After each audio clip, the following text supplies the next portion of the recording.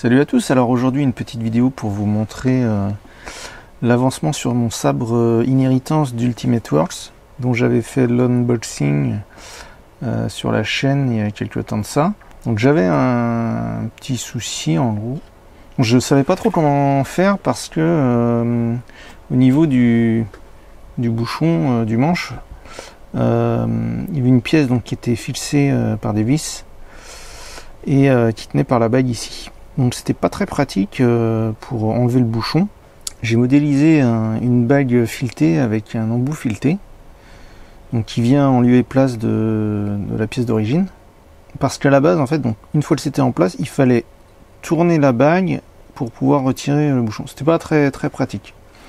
Donc j'ai réalisé cette pièce avec un filetage et côté bague, on a une autre pièce, donc une bague filetée qui vient comme ceci. Ça c'est du PETG, c'est un peu plus solide que le PLA. Puis là j'ai mis du PLA simple. Alors j'ai pas mis trop de jeu dans les filetages pour éviter que le bouchon bouge de trop.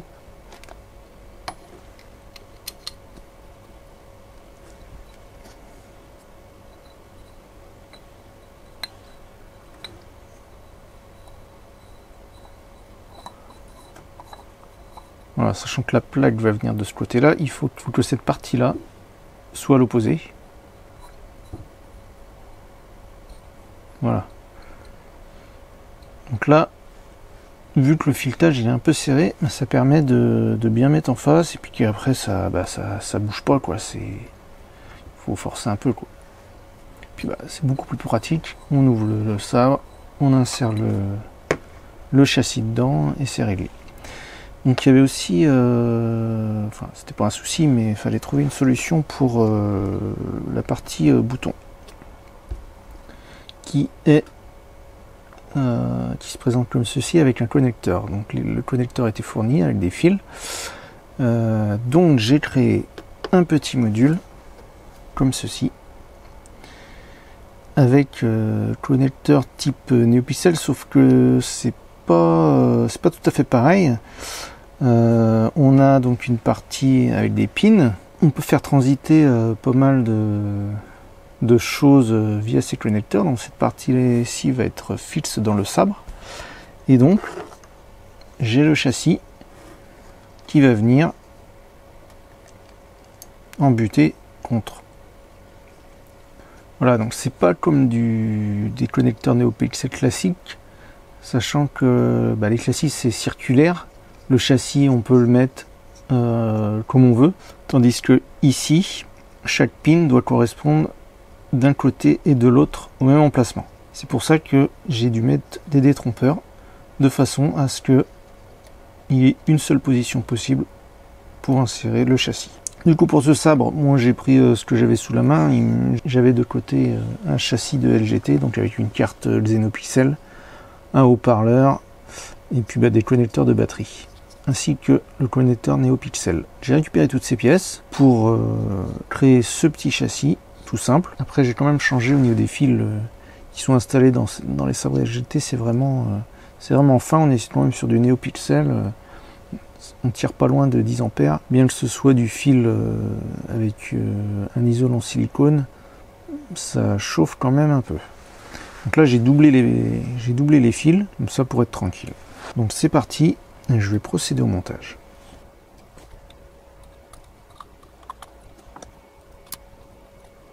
Donc là je ressors le petit connecteur qui va servir pour les boutons poussoirs.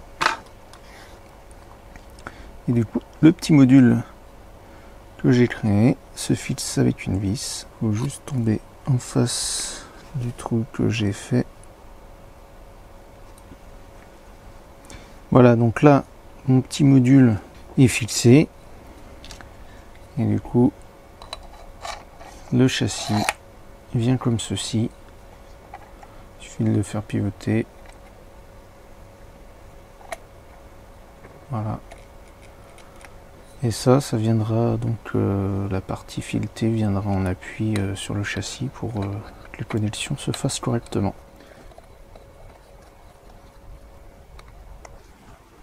Je vais procéder au reste du montage pour mettre les interrupteurs et puis vous montrer un peu le fonctionnement, même si c'est un fonctionnement basique, hein, j'ai rien programmé encore.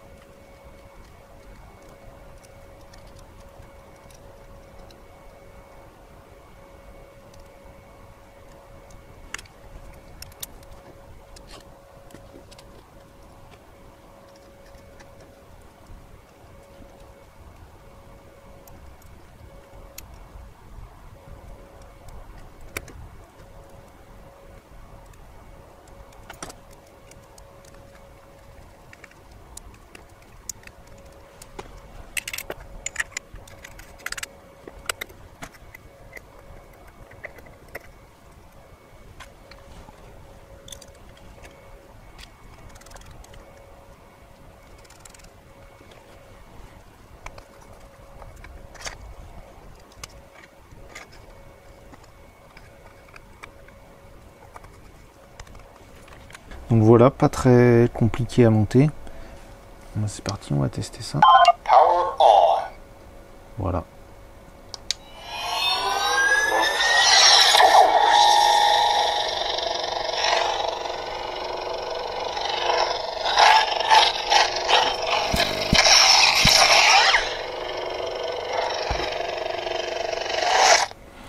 Donc sur la carte Xenopixel, il y a possibilité de mettre qu'un bouton. Donc les deux boutons qui sont installés ici sont fonctionnels, ils sont branchés en parallèle.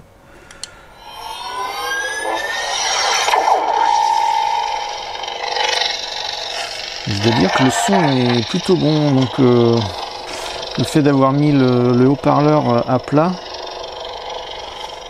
je pense que ça joue. Bon, je connais pas trop le fonctionnement, faudra que je regarde, mais j'ai pas trop.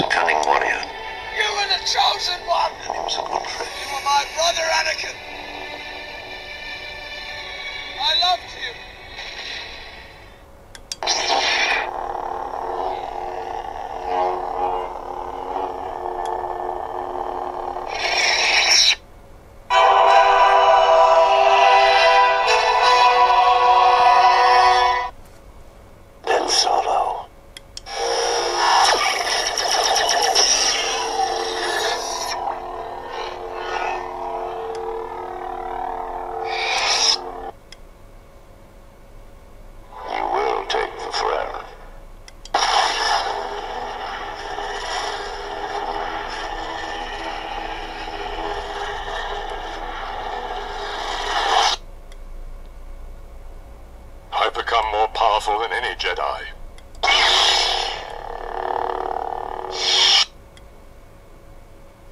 Hello there.